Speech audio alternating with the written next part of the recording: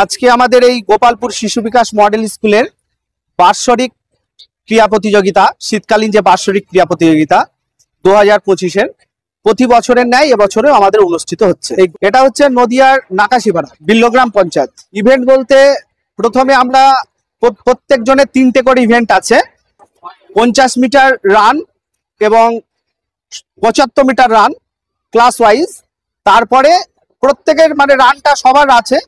তারপরে একটা করে মজাদার খেলা, মজাদার টোটাল খেলাটা আমরা ইউটিউব থেকে বিভিন্নভাবে সংগ্রহ করেছি, বিভিন্ন ফরেনার বাইরের স্কুল থেকে আমরা সেগুলো সংগ্রহ করে আমাদের কিছু বুদ্ধিমত্তা দিয়ে মডিফাই করে একটা মজাদার ইভেন্ট আমরা ওর সাথে অ্যাড করেছি। আমাদের বিভিন্ন বলের খেলা ছিল, যেগুলো আপনার ইন আউট, ভিতরে ঢোকানো বাইরে বার করা, এগুলো ছিল। বা বিভিন্ন আমাদের বক্স মধ্যে ছিল, কোণে কোণে ভিতরে কোণ দেওয়া ছিল, সেগুলোকে আমাদের পরপর সাজানো। আবার কিছু পতাকা ছিল, ন্যাশনাল ফ্ল্যাগ, সেগুলোকে নিয়ে আমাদের বিভিন্ন স্ট্যান্ড ছিল, স্ট্যান্ডে রেখে রেখে শেষের পতাকাটা নিয়ে ছুটে চলে যাওয়া।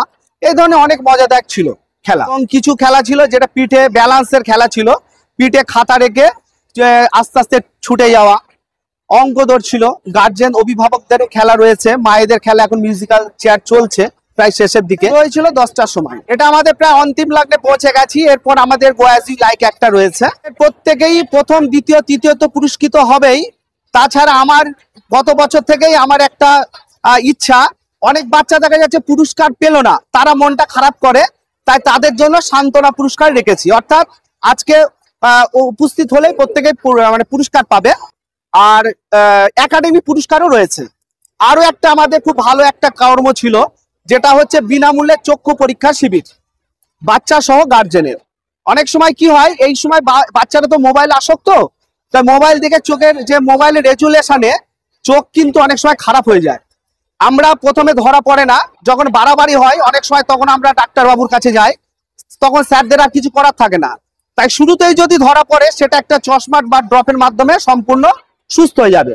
তাই সেই জন্য আমাদের এই কর্মসূচি, যাতে বিনামূল্যে আমার সমস্ত ছাত্রছাত্রীরা সুস্থ থাক, সারা জীবন এরা ভালোভাবে চলুক, এটাই আমি সেই জন্য কর্মসূচি। এটা 16 থেকে শুরু হয়েছে, 2016 থেকে শুরু হয়েছে।